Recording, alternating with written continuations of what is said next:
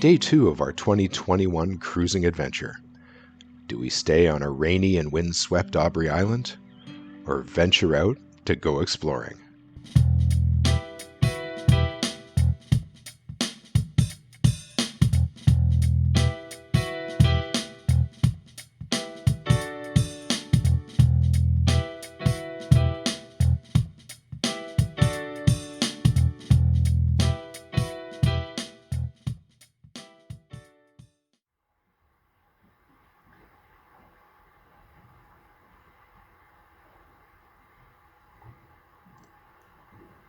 I just could not get a good night's sleep. I kept tossing and turning all night, partly because the wind shifted, so we were getting bounced around a little bit. And about 4:30, I just surrendered and got out of bed, decided to come up to the aft cockpit, grab the butane burner, get some water going, so I could start my day with a fantastic cup of coffee.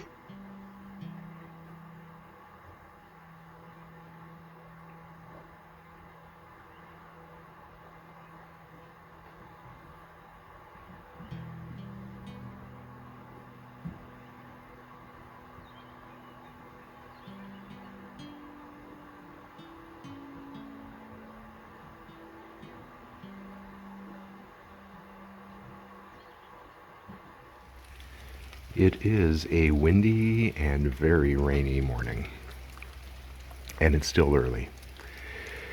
And I am standing in a pavilion because I don't want my phone to get wet.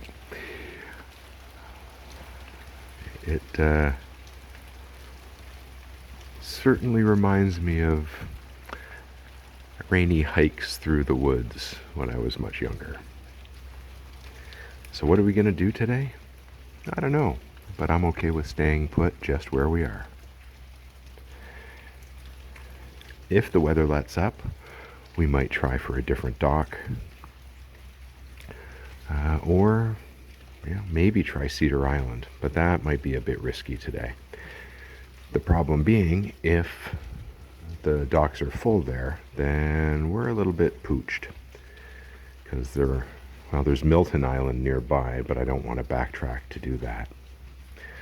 So, maybe not such a bad idea just to have a rest day here.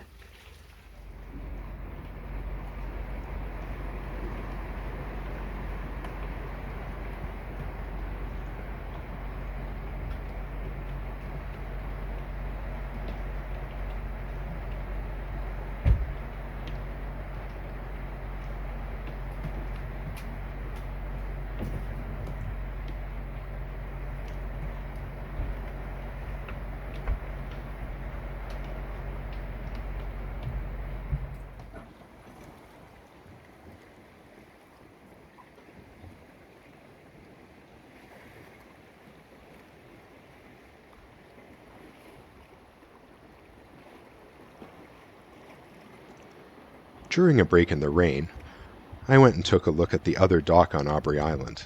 Now, this one's more on the east side. There was a houseboat here the day before, but I knew they were leaving.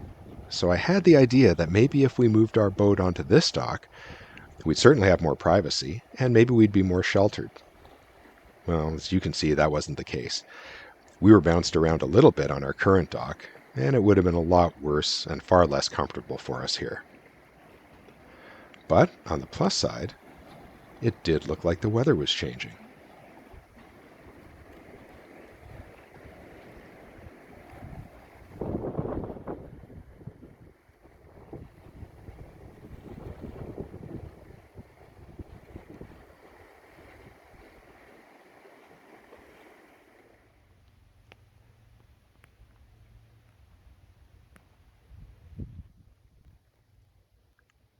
During the walk back to the boat, I was really wondering what to do. We had the island to ourselves, and the rain was starting to lift. Should we stay, or should we go?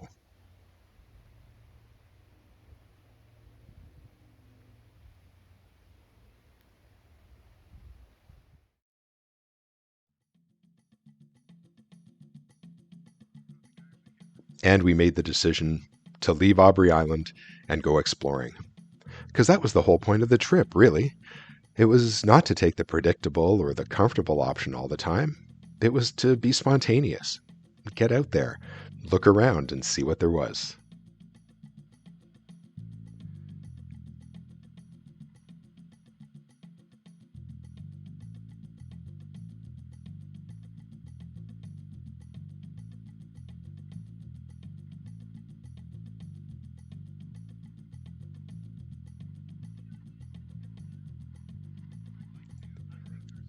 Okay, we were spontaneous, but we did have a plan. So we took the Bateau Channel, which has better protection from wind and waves than being on the open side or the southern side of Howe Island. It's really well marked, so we would make our way along there. Once we got out past the Cassidy Shoal and into more open water, the next stop to check out would be Milton Island, and we would see if there's a berth there.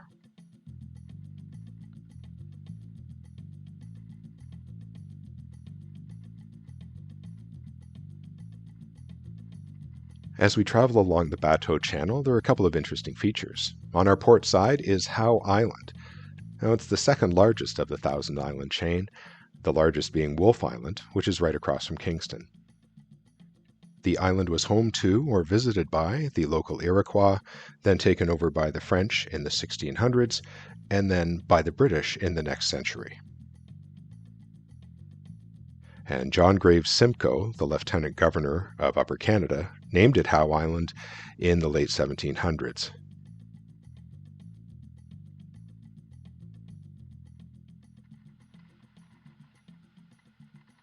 If you are boating on the Bateau Channel, there are a couple of things to watch out for.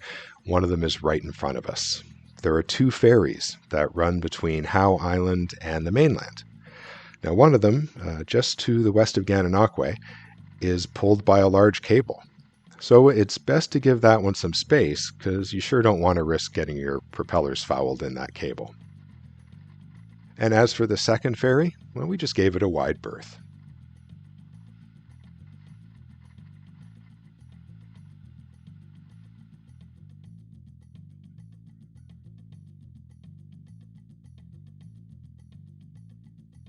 As we left the Bateau Channel and entered more open water, we could really feel the difference with the waves and with the wind and how it affected the boat.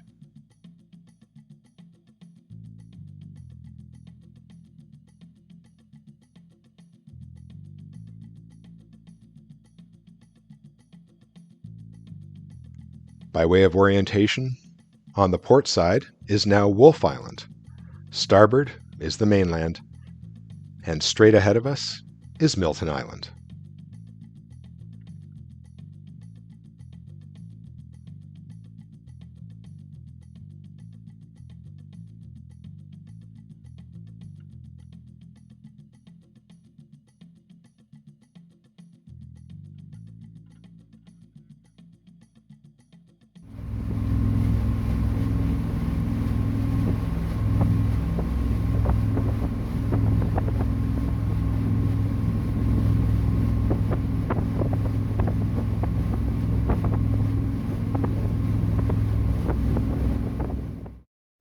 Welcome to Milton Island, and that was a little bit of a windy transit from Aubrey over to here, but once we got inside this beautiful protected inlet, the wind just dropped. Super easy to dock. Jacqueline was brilliant with the lines, and just it was great. She's off walking Miss Chloe right now because it was windy and noisy, and Chloe wasn't super happy about that. But what a great place this is. Oh my God, the docks are brand new, it seems. Tons of work's gone into it. And there's a nice pavilion behind me. And you might have noticed there are no other boats here. So we have the island all to ourselves, which is tremendous. And I think it's time just to make sure all the systems are go and start thinking about some snacks before dinner.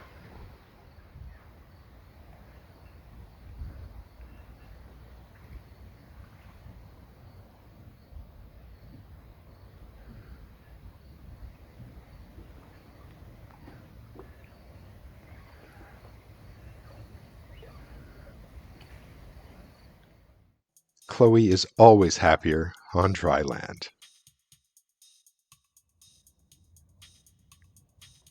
And naturally, just in the evening, you'll get a lot of people coming out to fish, and an intrepid sailboater taking advantage of the last bits of wind.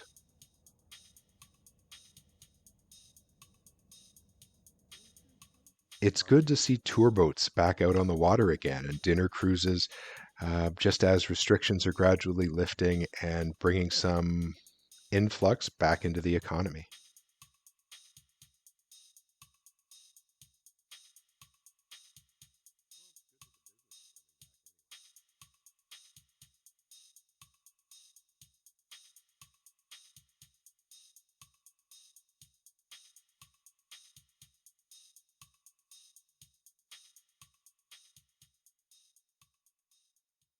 And an absolutely picture perfect ending to a great day. I'm glad we came here.